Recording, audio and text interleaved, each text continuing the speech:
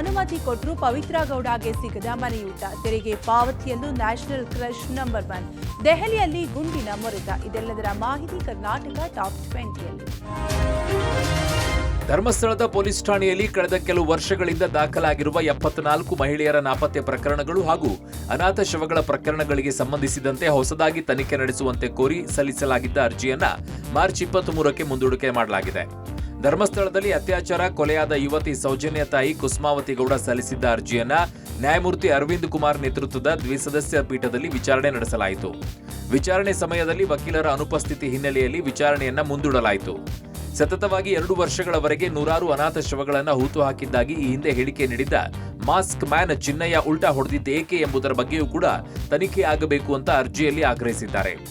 ಧರ್ಮಸ್ಥಳದ ನೇತ್ರಾವತಿ ನದಿ ದಡದಲ್ಲಿ 74 ಅನಾಥ ಶವಗಳನ್ನು ಹೂತು ಹಾಕಿರುವುದಾಗಿ ಆರೋಪಗಳು ಕೇಳಿಬಂದಿವೆ. ಆ ಎಲ್ಲಾ ಪ್ರಕರಣಗಳಲ್ಲೂ ಕೂಡ ಪ್ರತ್ಯೇಕ ಎಫ್ಐಆರ್ ಆಗಿ ತನಿಖೆಯಾಗಬೇಕು. ಧರ್ಮಸ್ಥಳದಲ್ಲಿ ಸಿಕ್ಕ ಅನಾಥ ಶವಗಳು, ನಾಪತ್ತೆ ಪ್ರಕರಣಗಳಿಗೆ ಇದರಿಂದ ಸೂಕ್ತ ನ್ಯಾಯ ಸಿಗುವಂತಾಗಬೇಕು ಅಂತ ಅವರು ಮನವಿ ಮಾಡಿದ್ದಾರೆ. ಜವಾಹರಲಾಲ್ ನೆಹರು ವಿಶ್ವವಿದ್ಯಾಲಯದ ಆವರಣದಲ್ಲಿ ಪ್ರಧಾನಿ ನರೇಂದ್ರ ಮೋದಿ ಮತ್ತು ಗೃಹ ಸಚಿವ ಅಮಿತ್ ಶಾ ವಿರುದ್ಧ ವಿದ್ಯಾರ್ಥಿಗಳು ವಿವಾದಾತ್ಮಕ ಘೋಷಣೆ ಕೂಗುತ್ತಾ ಇರುವ ವಿಡಿಯೋ ವೈರಲ್ ಆಗಿದೆ. ದೆಹಲಿ ಗಲಭೆಯ ಪ್ರಮುಖ ಆರೋಪಿಗಳಾದ ಉಮರ್ ಖಾಲಿದ್ ಮತ್ತು ಶಾರ್ಜಿಲ್ ಇಮಾಮ್ಗೆ ಜಾಮೀನು ನಿರಾಕರಿಸಿದ ಸುಪ್ರೀಂ ಕೋರ್ಟ್ ತೀರ್ಪನ್ನು ವಿರೋಧಿಸಿ ರಾತ್ರಿ ವಿದ್ಯಾರ್ಥಿಗಳು ಪ್ರತಿಭಟನೆ ಮಾಡಿದ್ರು. ಈ ಸಂದರ್ಭದಲ್ಲಿ ವಿದ್ಯಾರ್ಥಿಗಳು ಜೆಎನ್ಯು ನೆಲದಲ್ಲಿ ಮೋದಿ ಶಾ ಅವರ ಸಮಾಧಿ ಅಗಿತೇವೆ ಅಂತ ಘೋಷಣೆ ಕೂಗಿದ್ದಾರೆ. ಬೆಂಗಳೂರಿನ ನಿವೇಶನದಾರರಿಗೆ ಗುಡ್ ನ್ಯೂಸ್. ಅದರಲ್ಲೂ ಹೊಸ ಕಟ್ಟಡ ನಿರ್ಮಾಣ ಮಾಡುವವರು ಈ ನಿಯಮಗಳನ್ನು ಪಾಲನೆ ಮಾಡಲೇಬೇಕು. ಬೆಂಗಳೂರಿನ ಕಟ್ಟಡಗಳಿಗೆ ಹೊಸ ಸೆಟ್ ಬ್ಯಾಕ್ ನೀತಿಯನ್ನ ಹೊರಡಿಸಿ ನಗರಾಭಿವೃದ್ಧಿ ಇಲಾಖೆ ಅಧಿಸೂಚನೆ ಹೊರಡಿಸಿದೆ. ಸೆಟ್ ಬ್ಯಾಕ್ ಕಡಿತ ಮಾಡಿ ಸರ್ಕಾರದಿಂದ ಅಧಿಸೂಚನೆ ಪ್ರಕಟ ಮಾಡಿದೆ. 60-40 ನಿವೇಶನಕ್ಕೆ ಸೆಟ್ ಬ್ಯಾಕ್ ಕಡಿತ ಮಾಡಿ ಹೆಚ್ಚು ಮನೆ ಕಟ್ಟಲು ಅವಕಾಶ ಮಾಡಲಾಗಿದೆ. 2690 ಚದರ ಅಡಿ ನಿವೇಶನದ ವಸತಿ ಕಟ್ಟಡಗಳ ಸೆಟ್ ಬ್ಯಾಕ್ ನಲ್ಲಿ ಕಡಿತ ಮಾಡಲಾಗಿದೆ. ಮೊದಲೆಲ್ಲ ಕಟ್ಟಡದ ಉದ್ದಾಗಲಕ್ಕೆ ಸೆಟ್ ಬ್ಯಾಕ್ ಬಿಡುವ ಪದ್ಧತಿ ಇತ್ತು. ಈಗ ಅದನ್ನ ಕೈಬಿಟ್ಟು ಒಟ್ಟು ಚದರ ಮೀಟರ್ಗೆ ಅನುಗುಣವಾಗಿ ಸೆಟ್ ಬ್ಯಾಕ್ ಬಿಡಲು ಆದೇಶ ಮಾಡಲಾಗಿದೆ. ಈ ಹಿಂದೆ 20-30 ಕಟ್ಟಡಗಳ ಸುತ್ತ 3 ಅಡಿ 4 ಇಂಚು ಜಾಗ ಬಿಡಬೇಕಿತ್ತು. 30-40 ಅಡಿ ಸುತ್ತಲೂ 5 ಅಡಿ ಸೆಟ್ ಬ್ಯಾಕ್ ಬಿಡಬೇಕಿತ್ತು. ಈಗ ಒಟ್ಟಾರೆ ಚದರ ಮೀಟರ್ಗೆ ಅನುಗುಣವಾಗಿ ಸೆಟ್ ಬ್ಯಾಕ್ ನಿಗದಿ ಮಾಡಲಾಗಿದೆ. ವಸತಿ ನಿವೇಶನಗಳಿಗೆ ಅಷ್ಟೇ ಅಲ್ಲದೆ ಕೈಗಾರಿಕೆಗಳಿಗೂ ವಿನಾಯಿತಿ ನೀಡಲಾಗಿದೆ.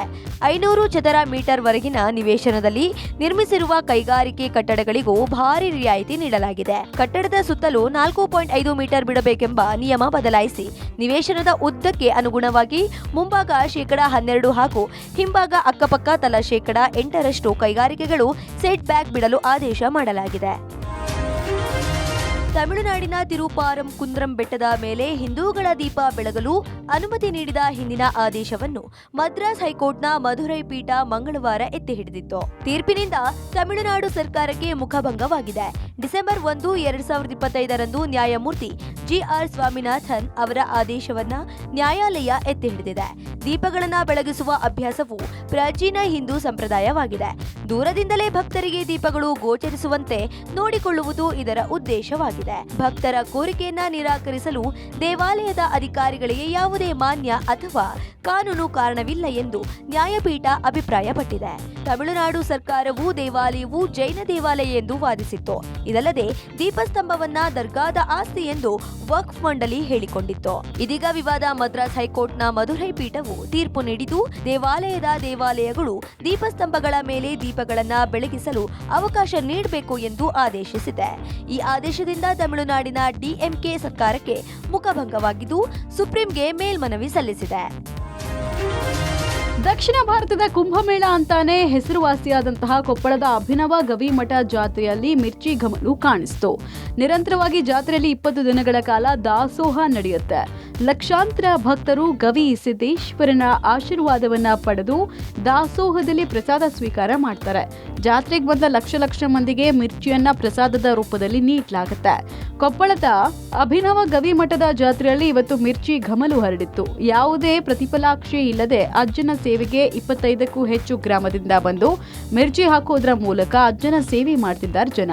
ಇಂದು ಸರಿಸುಮಾರು 5-6 ಲಕ್ಷದ ಜನರಿಗೆ ಮಿರ್ಚಿ ಹಾಕೋಕೆ ಸಮಾನ ಮನಸ್ಕರ ಬಳಗ ಸಿದ್ಧತೆ ಮಾಡಿಕೊಂಡಿದೆ.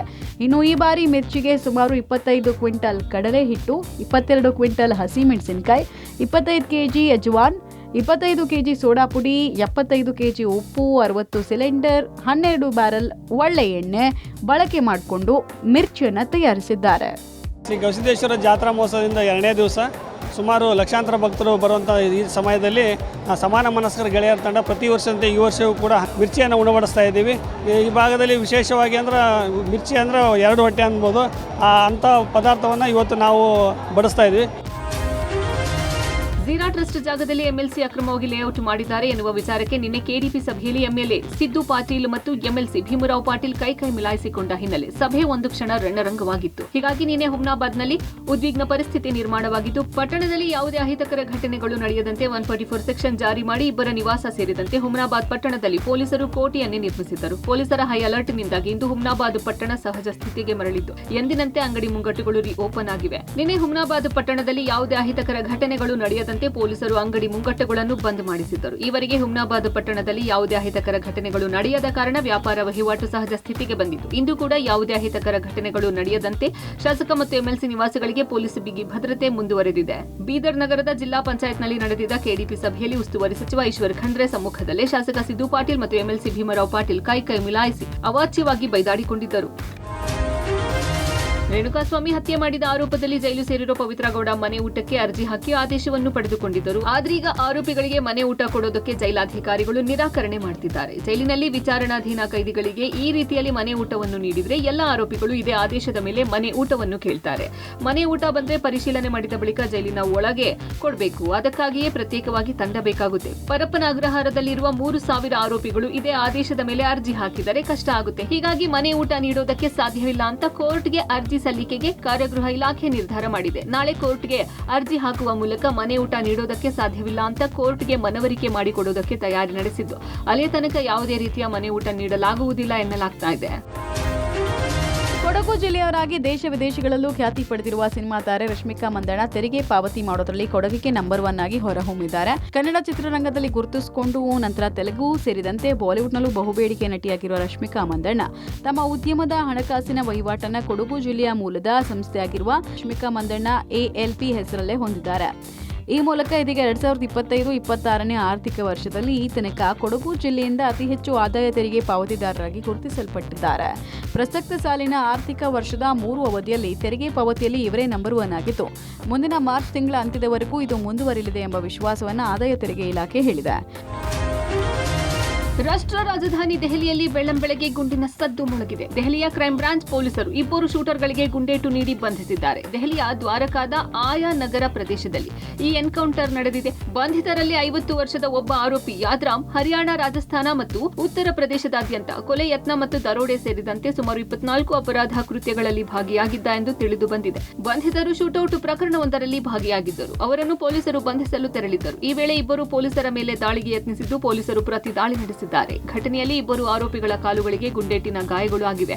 ಈ ಎನ್ಕೌಂಟರ್ನಲ್ಲಿ 69 ಗುಂಡು ಹಾರಿಸಲಾಗಿದೆ ಎಂದು ಪೊಲೀಸರು ತಿಳಿಸಿದ್ದಾರೆ. ಬಂಧಿತ ಆರೋಪಿಗಳು ಬೇರೆ ಬೇರೆ ರಾಜ್ಯಗಳಲ್ಲಿ ಹಲವಾರು ಪ್ರಕರಣಗಳಲ್ಲಿ ಭಾಗಿಯಾಗಿದ್ದರು. ಇವರ ತಲೆಗೆ 1 ಲಕ್ಷ ರೂಪಾಯಿ ಬಹುಮಾನ ಘೋಷಿಸಲಾಗಿತ್ತು. ಆರೋಪಿಗಳನ್ನು ಬಂಧಿಸಿ ಚಿಕಿತ್ಸೆಗಾಗಿ ಆಸ್ಪತ್ರೆಗೆ ದಾಖಲಿಸಲಾಗಿದೆ. ಕರ್ನಾಟಕ ಮಹಾರಾಷ್ಟ್ರ ಗಡಿ ವಿವಾದಕ್ಕೆ ಸಂಬಂಧಿಸಿದಂತೆ ಬರೋಬ್ಬರಿ 25 ವರ್ಷಗಳ ನಂತರ ಮಹಾರಾಷ್ಟ್ರ ಸಲ್ಲಿಸಿರುವ ಅರ್ಜಿ ವಿಚಾರಣೆಯನ್ನು ಸುಪ್ರೀಂ ಕೋರ್ಟ್ ನಡೆಸಲಿದೆ. ಬೆಳಗಾವಿ ಸೇರಿದಂತೆ ಕರ್ನಾಟಕದ 865 ನಗರ, ಪಟ್ಟಣ, ಗ್ರಾಮಗಳು ಮಹಾರಾಷ್ಟ್ರಕ್ಕೆ ಸೇರಬೇಕೆಂದು ಅರ್ಜಿ ಸಲ್ಲಿಕೆಯಾಗಿತ್ತು. ಈ ಅರ್ಜಿಯ ವಿಚಾರಣೆ ಜನವರಿ 21ರಂದು ನಡೆಯಲಿದೆ. ಸುಪ್ರೀಂ ಕೋರ್ಟ್ನಲ್ಲಿ ಗಡಿ ವಿವಾದ ಅರ್ಜಿ ವಿಚಾರಣೆ ಬೆನ್ನಲ್ಲೇ ಕರ್ನಾಟಕ ಸರ್ಕಾರವು ಅಲರ್ಟ್ ಆಗಿದ್ದು, ಗಡಿ ಉಸ್ತುವಾರಿ ಸಚಿವ ಎಚ್.ಕೆ. ಪಾಟೀಲ್ ನೇತೃತ್ವದಲ್ಲಿ ನಡೆದ ಉನ್ನತ ಮಟ್ಟದ ಸಭೆ ನಡೆದಿದೆ. ಕರ್ನಾಟಕ ರಾಜ್ಯ ಕಾನೂನು ಆಯೋಗದ ಅಧ್ಯಕ್ಷ ಅಶೋಕ ಹಿಂಚಗೇರಿ ಸುಪ್ರೀಂ ಕೋರ್ಟ್ನಲ್ಲಿ ಕರ್ನಾಟಕ ಪರ ವಕಾಲತ್ತು ವಹಿಸುವ ನ್ಯಾಯವಾದಿ ನಿಶಾಂತ ಪಾಟೀಲ್, ಗಡಿ ಮತ್ತು ನದಿ ಸಂರಕ್ಷಣಾ ಆಯೋಗ ಸದಸ್ಯ ಆರ್.ಬಿ. ಧರ್ಮೇಗೌಡ, ಕಾನೂನು ಇಲಾಖೆ ಅಪರ ಕಾರ್ಯದರ್ಶಿ ಕೆಎಲ್ ಅಶೋಕ ಸೇರಿ ಹಲವರು ಭಾಗಿಯಾಗಿದ್ದಾರೆ. ಮಹಾರಾಷ್ಟ್ರ ಸರ್ಕಾರ ಗಡಿ ವಿವಾದ ಸಂಬಂಧ ಸಲ್ಲಿಸಿರುವ ಅರ್ಜಿಯನ್ನು ತಿರಸ್ಕರಿಸುವಂತೆ ಪ್ರಬಲ ವಾದ ಮಂಡಿಸಲು ಕರ್ನಾಟಕ ಕಾನೂನು ತಂಡ ಸಿದ್ಧತೆ ನಡೆಸಿದೆ.